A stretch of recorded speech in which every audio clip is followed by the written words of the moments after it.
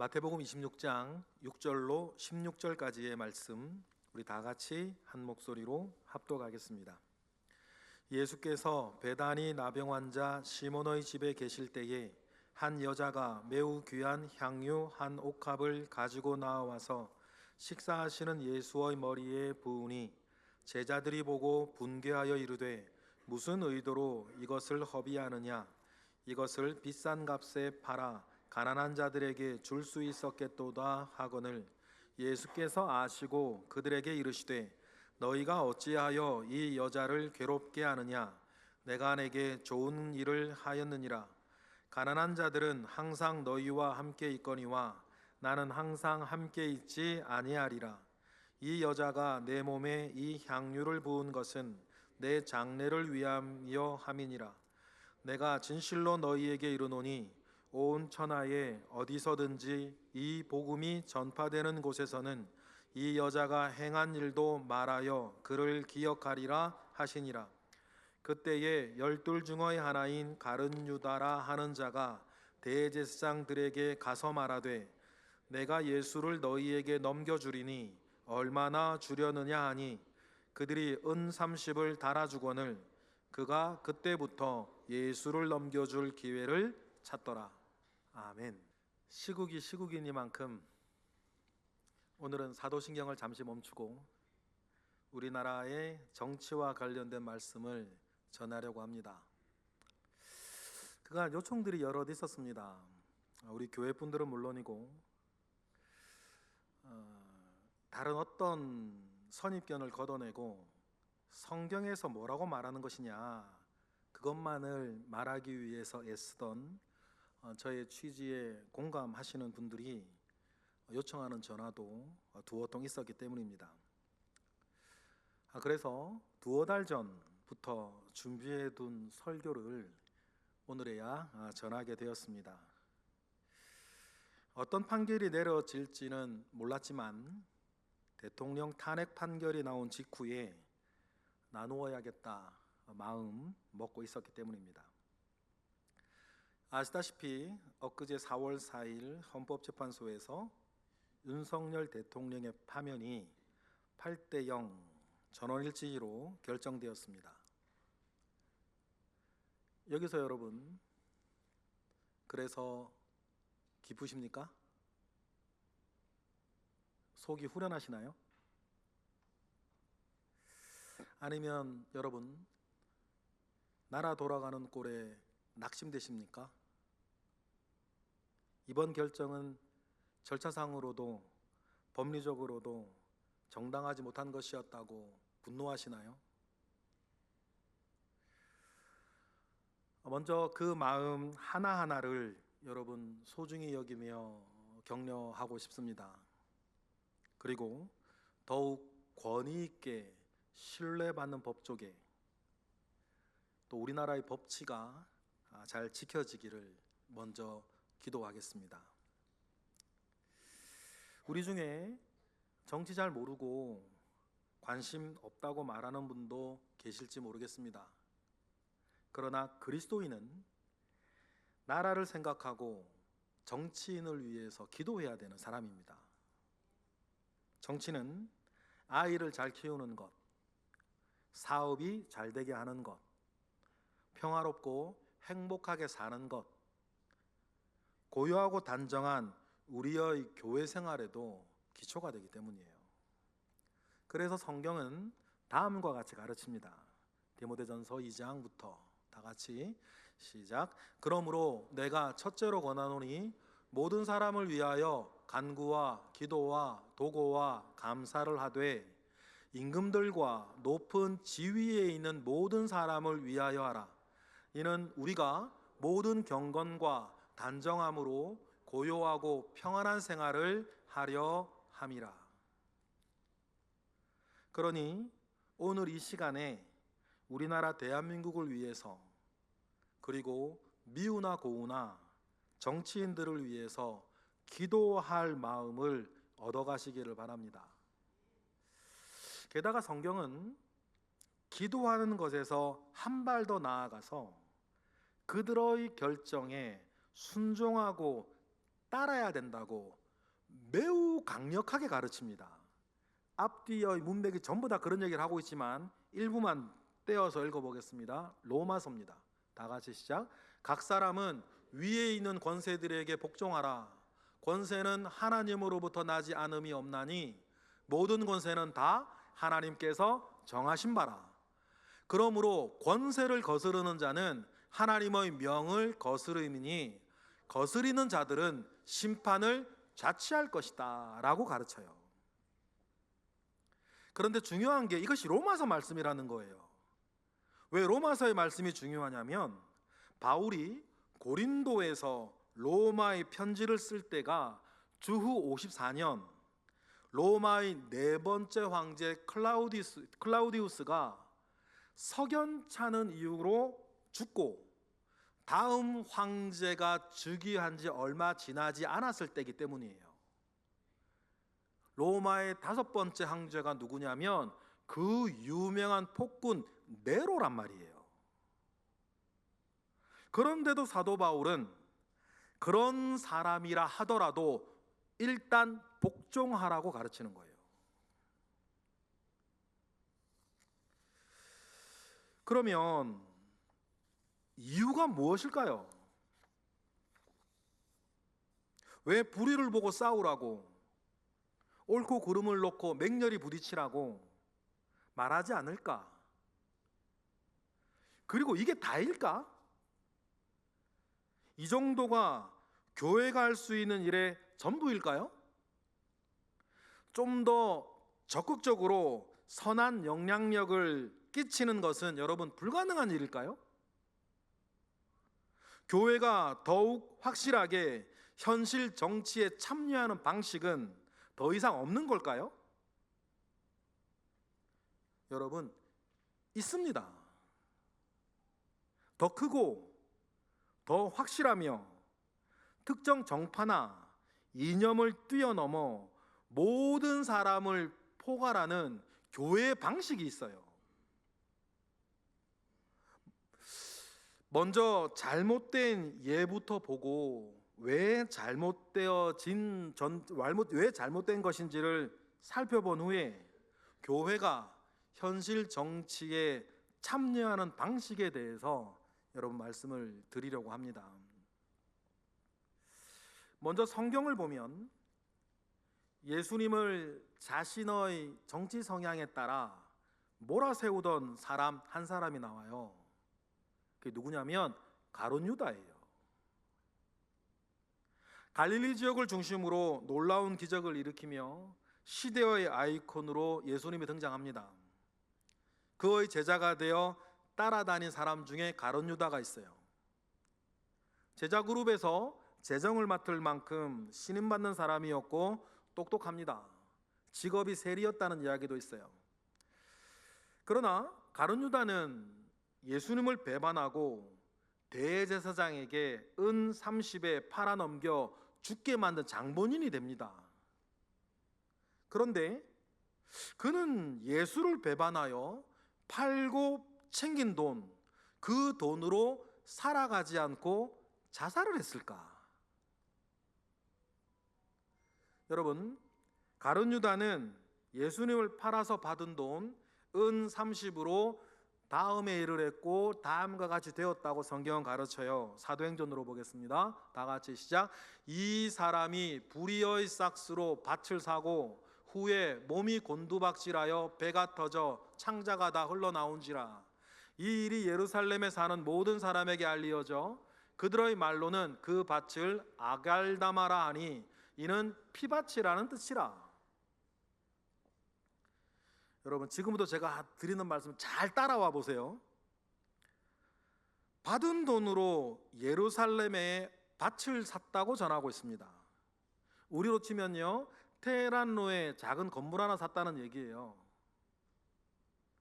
이건 무슨 말을 하고 있는 거냐면 처음부터 죽을 마음은 없었다는 뜻이에요. 곧 죽을 사람이 밭을 사진 않으니까. 그런데 갑자기 자살하고 맙니다. 왜 이런 급격한 심경의 변화를 받았을까요? 그 이유는 성경에서 말해줘요. 예수님께서 정죄받아 죽었기 때문이라고 성경은 말합니다. 마태복음 27장부터 다 같이 시작.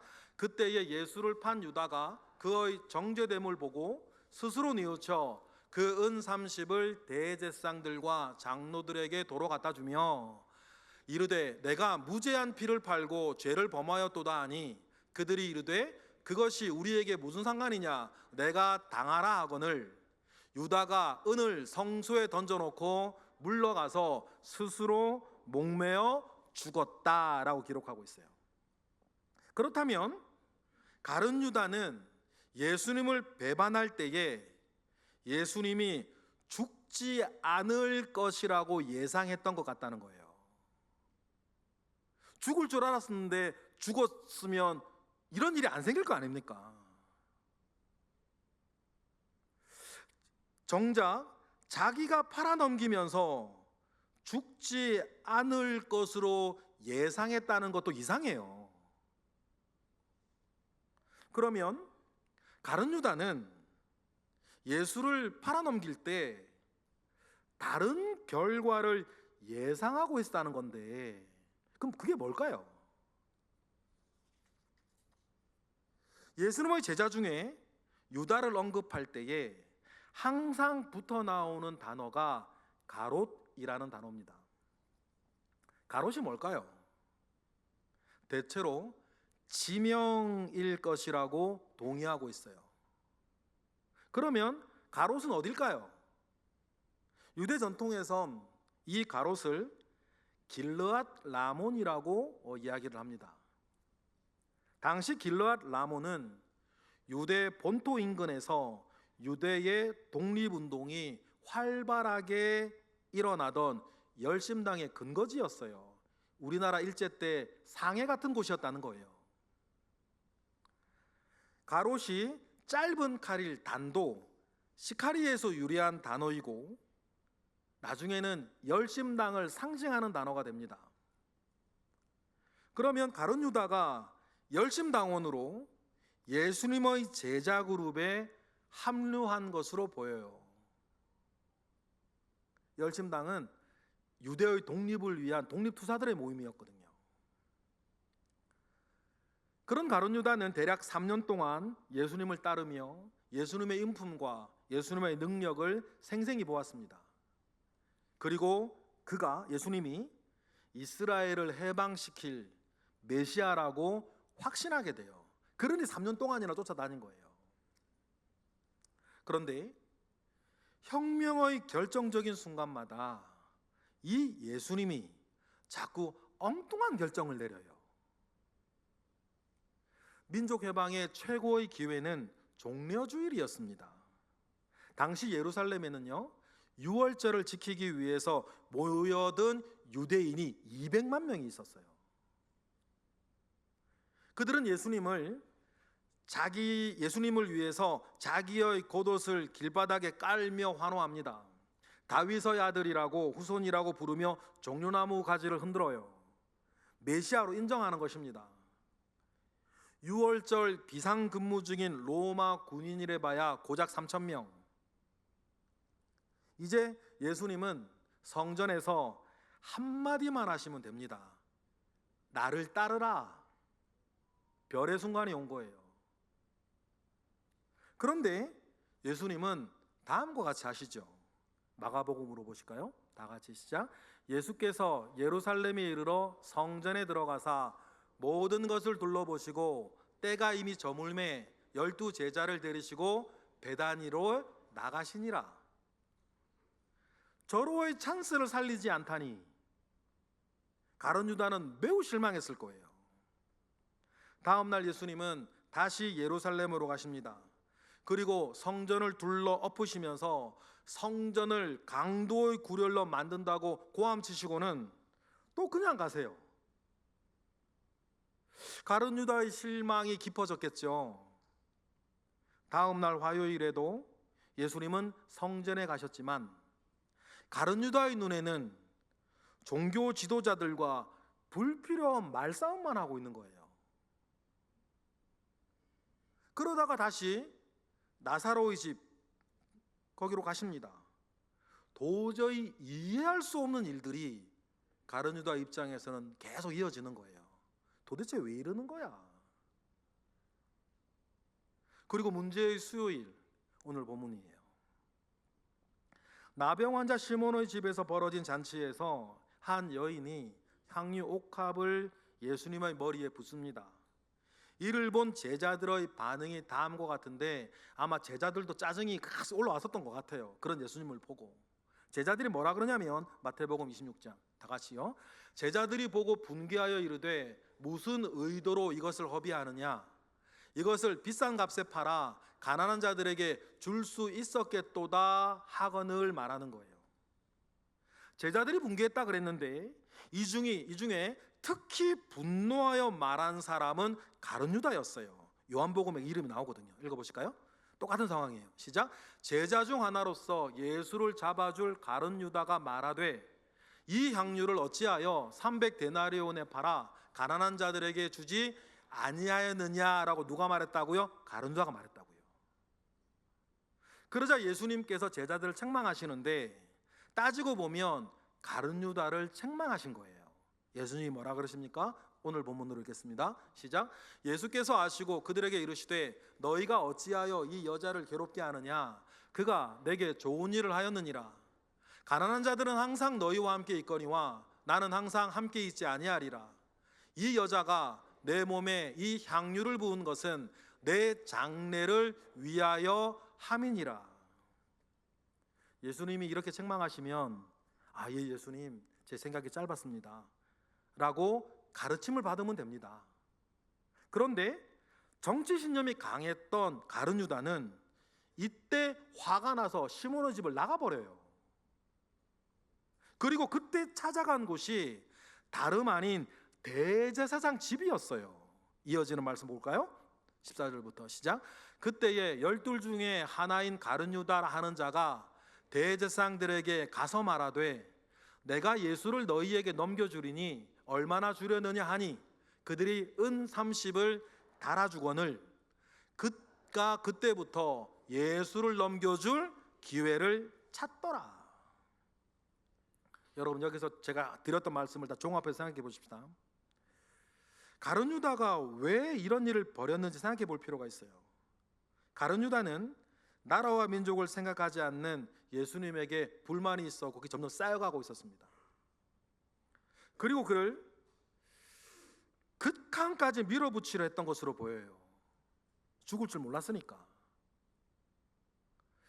그 예수님을 극한의 상황까지 몰아붙이면 어쩔 수 없이라도 혁명을 일으킬 것이라고 본 거예요.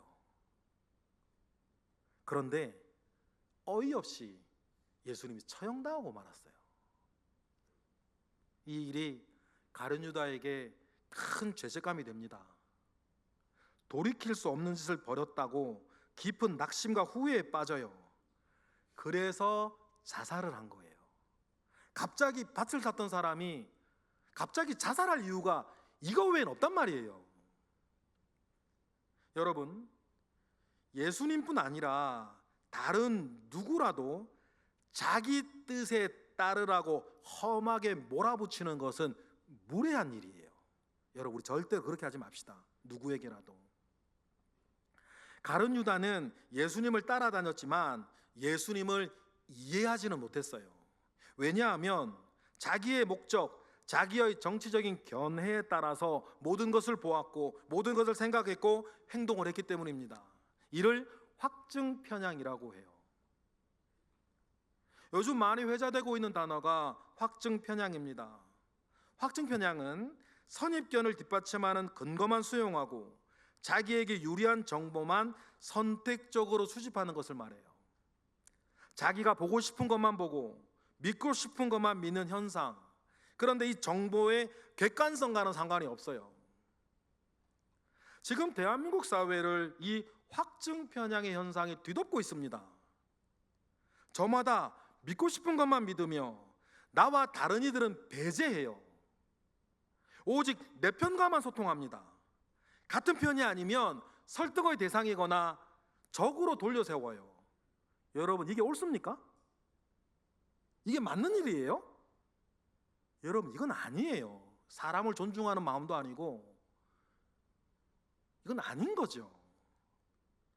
안타깝게도 한국 교회에도, 이 교계에도 확진 편향이 심각합니다. 좌우로 나뉘어 갈등하는 것이 일반 사회와 다름이 없어요. 어떤 이는 교회가 좌파에 물들었다고 비난하고, 다른 사람은 교회가 극우의 선두에 있다고 조롱해요. 그러면서 성향이 다른 사람을 막 몰아세웁니다. 침묵하는 것은 죄악에 동조하는 것이라고 비난해요. 그러니까 다른 사람을 몰아세웁니다. 여러분, 죄송하지만 이것이 가룟 유다가 했던 짓이에요. 가룟 유다가 했던 짓은 그가 가지고 있는 신념이 옳고 그른 거를 차치하고서라도 가룟 유다가 했던 짓이 바로 이 짓이란 말이에요. 여기서 중요한 것은 가룟 유다는 자기의 확증 편향 속에서 예수님을 그렇게 존경하며 따르면서도 예수님의 길을 이해하지는 못했다는 거예요. 예수님은 단 한 번도 혁명을 일으켜 세상을 뒤엎거나 바로잡거나 로마의 압제에 이스라엘을 해방시켜 새 나라를 세우려 하신 적이 단 한 번도 없습니다. 오병이어의 기적에 놀란 군중들이 예수님을 임금으로 세우려 할 때에도 있었죠. 그때 예수님 어떻게 하셨습니까? 요한복음으로 볼까요? 요한복음 6장 14절 시작. 그 사람들이 예수께서 행하신 이 표적을 보고 말하되 이는 참으로 세상에 오실 그 선지자라 하더라. 그러므로 예수께서 그들이 와서 자기를 억지로 붙들어 임금으로 삼으려는 줄 아시고 다시 혼자 산으로 떠나가시는 게 예수님이셨어요. 예수님은 세상의 가치와는 다른 길을 가신 분입니다. 그의 나라는 이 세상 나라와 전혀 다른 나라였어요. 네가 유대인의 왕이냐 묻던 빌라도에게 했던 말씀으로 확인해 보겠습니다. 예수님의 말씀 요한복음 18장 시작. 예수께서 대답하시되 내 나라는 이 세상에 속한 것이 아니니라. 만일 내 나라가 이 세상에 속한 것이었더라면 내 종들이 싸워 나로 유대인들에게 넘어지지 않게 하였으리라. 이제 내 나라는 여기에 속한 것이 아니니라. 예수님께서 보여주신 길은 명확했습니다. 주님의 나라는 영적인 나라, 영원한 나라였어요. 단 한 번도 이 길에서 벗어나신 적이 없어요. 그런데 가룟 유다는 이런 예수님의 말씀과 이런 예수님의 길을 전혀 이해하지 못하고 자기의 생각에 갇혀서 예수님을 따라다녔다니까요. 예수님을 따르는 주님의 교회와 주의 제자들은 이 말씀, 이 예수님의 길을 명심하셔야 돼요. 그런데 지금도 교회를 향해서 이 세상의 가치를 위해서 다른 사람들을 몰아 세우고 선동하는 사람들이 많습니다. 여러분, 오해하지 마세요. 누구라도 자신의 견해가 있습니다. 제가 그것을 탓하는 게 아니에요. 그리스도인도, 목사도 정치 영역에서 자기의 의견을 가지고 있습니다. 오늘 드리는 말씀 첫 꼭지는 뭐냐면, 현실 정치나 이 세상의 일에 예수의 이름으로 목사의 직함을 걸고 신앙을 덧씌워 주장하지는 말라는 거예요. 왜냐하면 그 주님의 길이 아니니까. 그러면 그렇게 되면 그 정쟁의 구도에서 예수 밖으로 밀려나는 사람들이 있어요. 그렇다면 의문이 생기겠죠, 여러분들에게. 그러면 교회는 세상의 현실적인 문제, 현실 정치에 대해서 나 몰라라 하고 살아야 된다는 것입니까? 그런 의문이 생기시겠죠. 현실 정치에 거리를 두고 선한 영향력을 끼치지 말라는 겁니까? 라고 생각할 수 있어요. 여러분, 이 역시 아니에요.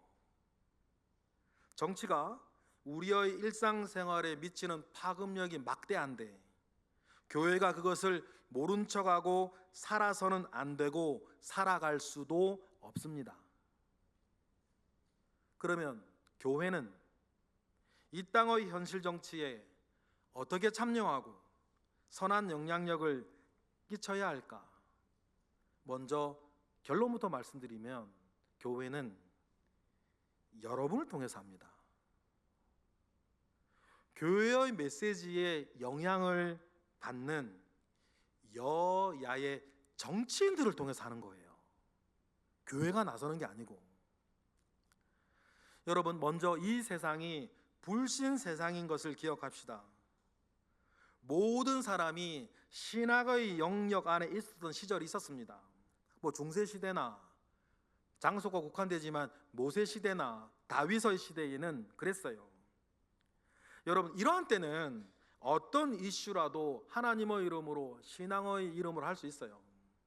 그런데 교회와 성경의 역사를 보면 그조차도 인간들은 잘 해내지 못했어요. 그 대표적인 게 뭡니까? 십자군 전쟁 아닙니까? 더욱이 불신 세상에서는 더더욱 피아가 확실하게 갈리어지는 정치적이거나 사회적인 이슈를 여러분 신앙의 이름으로 해서는 안 돼요. 그러면 정쟁의 대척점에 있는 사람들이 신앙에, 복음에, 교회에 적이 되고 말 것이기 때문이에요. 그리고 이건 주님이 보여주신 모습도 아닙니다. 만약에 예수님이 빌라도 앞에서 혁명투사로 일어서셨다면 빌라도나 안토니오 망대에 있던 로마군 3,000명은 예수의 적이 될 거 아닙니까? 복음도 그들의 것이 되지 못할 거예요. 그러니 유대인의 왕 예수의 나라는 전혀 다른 나라였다는 거예요. 불신 세상에서 누구보다 정치를 잘했던 신앙인이 요셉과 다니엘입니다. 이들은 불신 세상에서 하나님의 이름으로 정치를 하질 않았어요. 하지만 누구보다 지혜롭고 의롭게 여호와 신앙 안에서 정치했고 나라를 굳건하게 세웠습니다. 이들을 보고 황제를 비롯한 불신 이방인도 하나님께 영광을 돌리게 만들었어요. 여러분, 이것이 교회가 가야 할 길인 거예요. 여러분, 우리나라 대한민국의 정치인 중에 요셉 같은, 다니엘 같은 사람이 나와야 하지 않겠습니까? 이 일을 누구만이 할 수 있습니까? 교회만이 할 수 있는 거예요. 그런 사람이 나오지 못하고 있었다라고 하면 여기에선 이건 교회의 잘못인 거예요. 그 교회 다니는 그 모든 장로님들, 안수 집사님들, 그 성도들이 여당과 야당에 숱하게 그렇게 있는데 그들을 도대체 그러면 교회는 어떻게 가르친 거냐? 여기에 교회의 잘못이 있는 거예요. 이번 사태를 겪으면서 분명해지는 한 가지 사실은 모두가 변해야 한다는 것입니다. 이번 판결의 결과를 보고서 여러분 누가 기뻐합니까? 기뻐하는 그 사람은 소인배이거나 나쁜 사람이에요. 여당, 아니 이제 제2당이 여러분 변해야 될 거 아닙니까? 거대 야당 제1당도 여러분 변해야 되지 않겠습니까? 언제까지 국민이 나라의 정체를 걱정하며 그들의 선동에 국민이 갈라져 서로를 원수처럼 죽일 듯이 싸우게 만들 겁니까? 이번 결과와는 상관없이 여러분 우리나라의 정치는 변해야 돼요.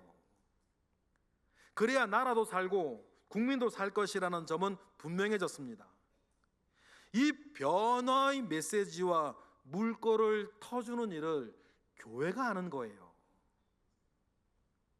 이처럼 교회가 현실 정치에 참여하는 방식은 멀리 돌아가는 길이에요. 성경이 가르치는 삶의 방식이 있습니다. 그 삶의 방식이 우리나라 현실 정치에 적용될 수 있을까요? 일례로 이런 말씀 어떠세요? 남에게 대접받고자 하는 대로 너희도 남을 대접하라. 여러분, 이 말씀이 우리나라의 현실 정치에 그대로 적용될 수 있을까요? 만약에 적용되었다면, 그래서 실천되고 있다면 윤석열 대통령께서 개엄 안 했을 거 아닙니까? 야당도 30번이나 탄핵은 안 했겠죠. 그러면 여러분, 이를 이룰 법률이나 정책을 여러분 제정할 수 있을까요? 특정 시대나 특정 사회에 적용하기 위한 세부적인 정책이 교회에 있고 교회가 세울 수 있습니까? 또 그런 것이 있다고 여러분 교회는 주장하지도 않아요. 한 시대나 한 공간에 맞는 특정 정책이 다른 시대나 다른 장소에서는 맞지 않기 때문이에요. 그러니 교회는 그런 식으로 일하지 않습니다.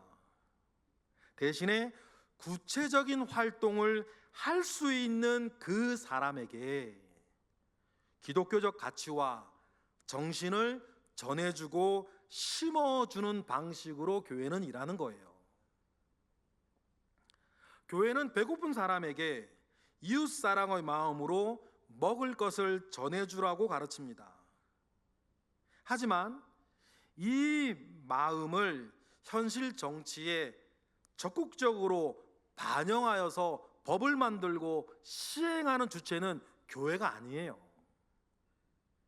이 가르침을 받은 정치인의 목 아닙니까? 다른 영역도 마찬가지입니다. 교회는 인간의 예술과 학문의 자리를 대신 차지하려고 하질 않아요. 대신에 예술인과 학자들이 자신들의 전문적인 소양을 가지고 잘할 수 있도록 새로운 생명력을 공급하고 에너지의 원천을 교회가 줍니다. 그들이 올바른 비전을 가지고 살아가도록 삶의 진리와 죽음의 도를 복음 안에서 가르치고 심어주고 관리해 주는 것을 교회가 하는 거예요. 여러분의 직장을 보세요. 여러분의 직장을 더 의롭게 하기 위해서, 여러분의 직장의 실적을 개선하기 위해서 여러분 목사가 가고 교회가 여러분 직장에 가서 일하질 않아요. 대신에 강단에서 여러분들이 그런 삶을 살아갈 수 있도록 성경의 가르침을 전해주는 거예요. 그러면 전해주는 바는 여러분들이 여러분의 직장에 가서 하나님의 말씀대로 하나님의 의를 세우며 열심히 일하고 성공하고 승리할 수 있는 힘과 가르침을 어디가 주는 거예요? 교회가 주는 거예요.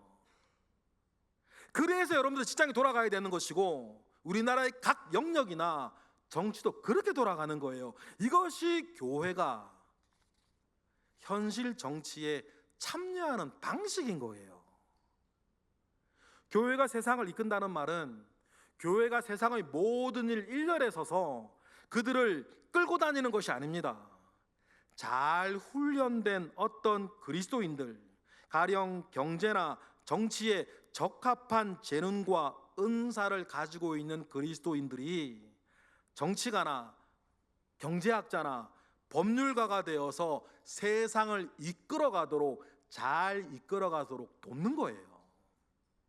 그를 통해서 정치 분야나 경제 분야에서도 남에게 대접을 받고자 하는 대로 너희도 남을 대접하라는 이 원칙이 실현될 수 있도록, 조금이라도 더 많이 실현될 수 있도록 여러분 세상을 이끌어가는 게 그게 교회의 자리라는 거예요. 그러나 많은 사람들이 실제적인 특정 이슈에서 교회가 특정 이념을 지지하라고, 특정 정치인을 지지하거나 반대해달라고 요구합니다. 광장에 나가 투쟁하라고 얘기를 해요.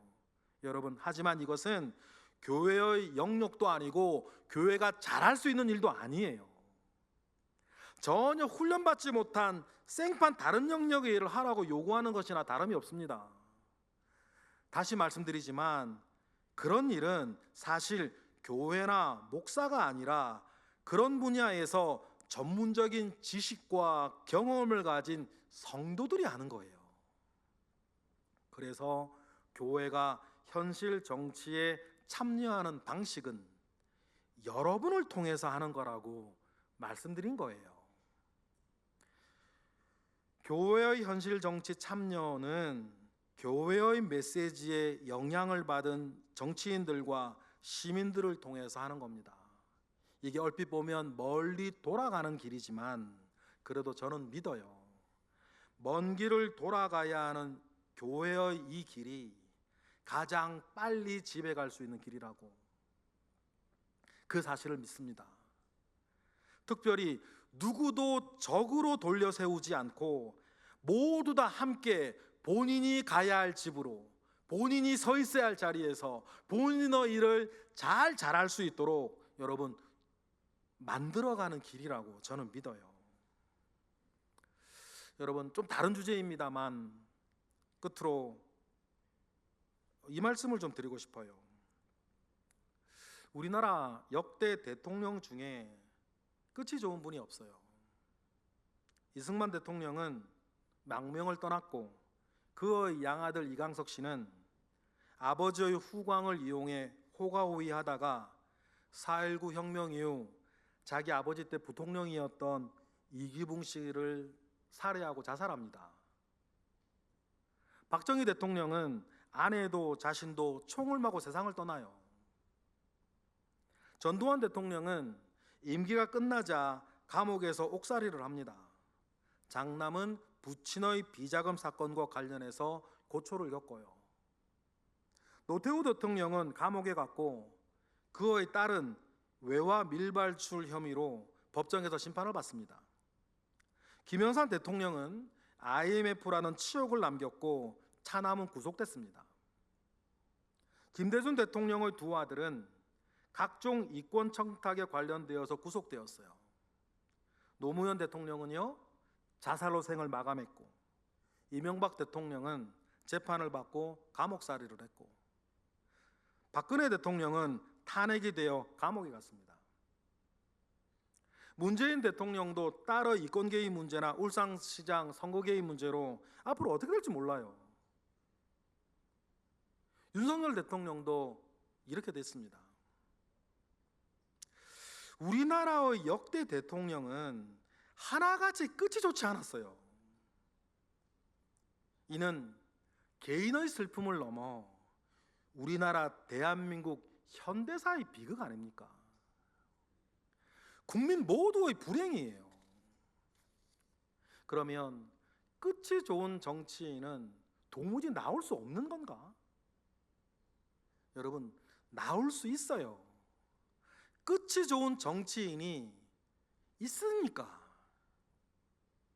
그 대표적인 사람이 남아공의 만델라 전 대통령일 거예요. 그는 27년간 감옥 생활을 했지만 76세에 대통령이 되었고 고리 깊은 흑백 갈등을 화해로 풀어 노벨 평화상을 받습니다. 그는 자신이 할 수 있는 일과 할 수 없는 일을 정확히 구분할 줄 아는 사람이었어요. 수백 년의 흑백 갈등을 화해로 푸는 것은 자기가 할 수 있는 일이었고 해냈지만 남아공의 사회 경제 문제는 자기가 풀 수 없다는 것을 알았어요. 그래서 그는 재선할 수도 있었지만 더 이상 권력에 집착하지 않고 타보 은베키에게 자리를 넘겨주고 정계를 은퇴합니다. 고향으로 돌아가 자신을 키워준 계곡과 언덕과 시냇가를 손자들과 함께 거닐며 생을 보내겠다고 말해요. 그의 마지막 지원 유세장에는 10만이 넘는 청중이 모였고 만델라의 연설에 유세장은 온통 눈물바다였대요. 그는 86세에 화가로 데뷔합니다. 프랑스에서 실시된 한 국제 여론조사에 의하면 만델라는 지난 20년 동안 지구상에서 가장 탁월한 정치 지도자였다고 평가받아요. 미국의 풀러신학대학교의 리더십 분야 교수인 로버트 클린턴 박사라고 있는데 그분의 연구 결과를 참조하면 리더의 70% 이상은 꼭 결과 끝이 좋지 않대요. 그는 성경과 교회사에 등장하는 사람들 900명도 연구를 합니다. 그중 900명 중에 뛰어난 지도자였다 평가받는 사람은 100명 정도 된대요. 그 중에서 인생의 결승점까지 멋지게 통과한 사람은 별로 많지 않았답니다. 특히 성경에서 인생의 끝부분까지 기록된 사람은 불과 49명이었대요. 클린턴 교수는 끝이 좋은 사람의 특징 49명을 조사를 해보니까 그런 사람은 공통적으로 한 가지 특징이 있었대요. 그게 뭐냐면 바로 높이 계신 하나님을 바라보며 사는 사람들이었다는 거예요. 여러분, 우리나라에도 이런 정치인이 나오기를 기도합시다. 온 국민이 존경할 수 있는,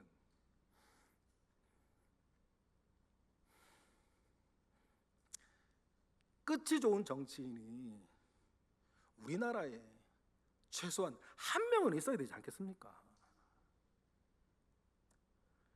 시작이 반이면 끝은 전부다라는 얘기가 있어요. 물론 과정을 아무렇게나 해도 괜찮다는 뜻이 아닙니다. 끝이 좋아야 모든 것이 좋다는 뜻 아닙니까? 끝이 좋아야 시작도 빛이 나고, 끝이 좋아야 가정도 교훈이 되고, 끝이 좋아야 공로도 인정이 되는 겁니다. 물건도 끝이 좋아야 명품이 되는 거고, 좋은 영화나 드라마도 마지막 장면이 좋아야 돼요. 폭삭 속았수다처럼. 좋은 물건은 끝마무리가 깔끔하고, 좋은 회사는 끝까지 책임집니다. 결혼도 끝이 좋아야죠. 무슨 일이든지 여러분 끝이 좋아야 돼요. 정치도, 사업도, 연애도, 공부도, 대인관계도, 만남도, 여러분의 직장생활도, 신앙생활도 끝이 좋아야 돼요. 그래서 성경은 이렇게 우리에게 말합니다. 전도서 7장 8절 다 같이 시작. 이러이 끝이 시작보다 낫고 참는 마음이 교만한 마음보다 나으니라. 여러분의 삶뿐만 아니라 오늘의 화두였던 우리나라 정치계에도 정말 끝이 좋아서 모두에게 존경받을 수 있는 그 한 사람, 다니엘 같은 사람, 요셉 같은 사람이 나오기를 여러분 위해서 기도하는 우리 모두가 되기를 주님의 이름으로 축복합니다. 기도하겠습니다. 하나님 감사합니다. 우리나라 대한민국을 기억하시고 그 가운데 하나님의 공의를 세우시며 하나님의 사랑을 펼치시고 주님의 뜻이 온전하게 실천되어지는 나라 되게 하옵소서. 그 일을 위해 일선에서 자기의 삶을 살아가는 많은 사람들이 있고, 그들이 정치계에, 그들이 법조계에, 그들이 교육계에, 그들이 사회문화계에, 그들이 공무원 집단에, 그들이 언론계에, 그들이 여러 분야에 있게 하옵시고, 그래야 우리나라 대한민국 안에 각 영역들마다 하나님의 선하신 뜻을 펼쳐나가고 하나님의 통치를 이루어가는 숨어있는 요셉들, 숨어있는 다니엘들이 있게 하시며 그들로 인하여서 나라가 평온하여지고 부강하여지고 안전하여질 수 있도록 주님 이끌어 주시옵소서. 예수 그리스도의 이름으로 기도드렸나이다. 아멘.